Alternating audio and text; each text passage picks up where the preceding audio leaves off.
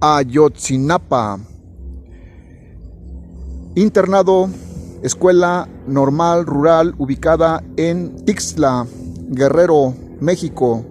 Ayotzinapa significa lugar de tortugas y en este lugar vamos a encontrar que un número importante de la matrícula de estudiantes, quizás un 60 o un 70%, proviene de pueblos originarios, nativos, autóctonos, ancestrales, y de cierta manera es la genética de los pueblos originarios uno de los factores que incide en esta mística de lucha que caracteriza a la normal rural de Ayotzinapa, junto con otras normales rurales que se ubican en el territorio nacional.